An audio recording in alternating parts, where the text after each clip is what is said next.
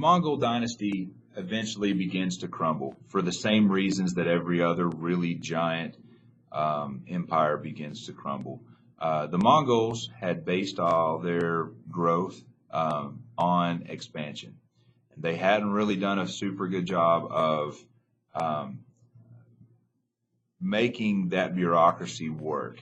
Uh, Whenever you build something, you got to think about the Romans. The Romans did the exact same thing as the Mongols. They expanded, expanded, expanded, expanded, expanded. They built everything off of military. They built everything off of commerce and growth and, doing that type of stuff. But whenever they started getting comfortable and they started getting kind of lazy, they did exactly the same thing as the Romans. The Mongols stopped expanding, or they put too much money in places that they didn't need to put money in their expansion and their conquest.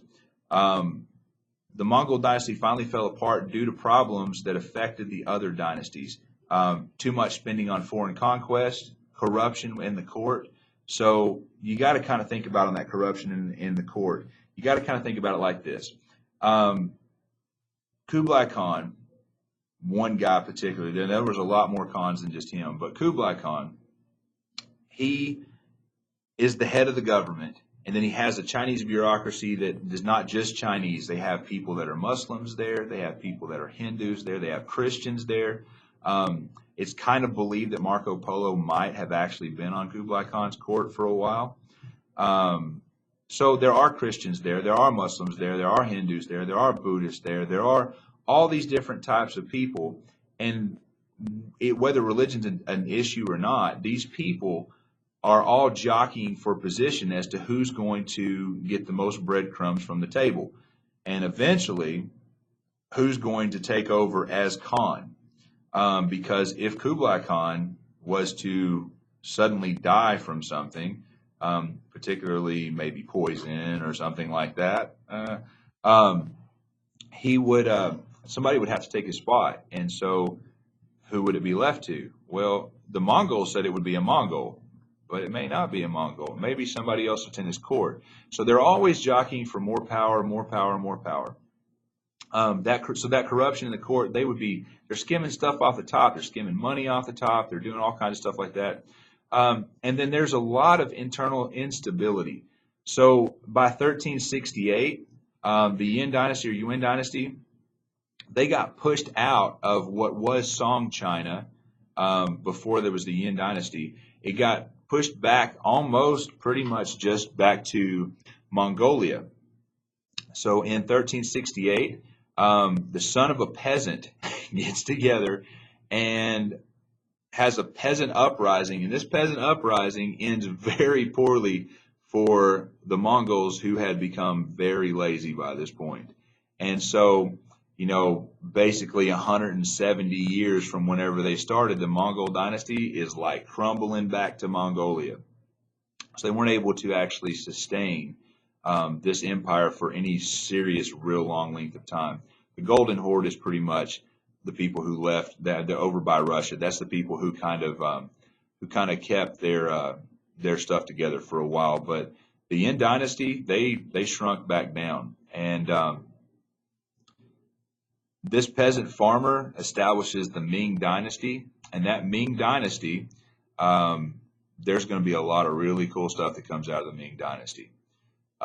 Just to kind of fast forward a little bit from right here, the Ming Dynasty, they are responsible for these really awesome ships that are called junk ships.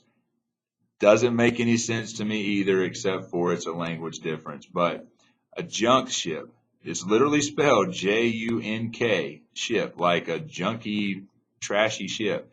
But it wasn't. It wasn't a junky, trashy ship at all. Really what it was this like immaculate, like the best kind of boat you could buy at that time, best technology, a bunch of other stuff like that. The Ming Dynasty sends a guy named Zhang He, or Shang He, or however you say his name, and he gets in this boat, and he's the captain of the boat, and he has a fleet of other boats that are just like this, and these guys get in this boat. They take off. They go to India. They're trying to open up trade that's not the Silk Road. They're trying to not have to deal with the Mongols any more than they have to. And so they're opening up these trade routes that are maritime trade routes. And those maritime trade routes are from point A to point B, China to India, India to Africa. There's a knucklehead out there that don't know what he's talking about that says that Zhang He actually made it around there, went to Europe, and went over to America. He didn't go to America. Matter of fact, he brought back a bunch of animals from Africa to back to the Ming Dynasty, which is super cool. To me, I think that's awesome. So it's opening up this this idea of trade with other people, and that they figured out that trade was like the most important thing to making their empire successful. So that's what you're going to see whenever we get to the Ming Dynasty. And so just kind of keep in mind that the Ming pushed out the Mongols, pushed them back to the other side of the Great Wall of China that was built by the Qin dynasty and maintained from every dynasty after that.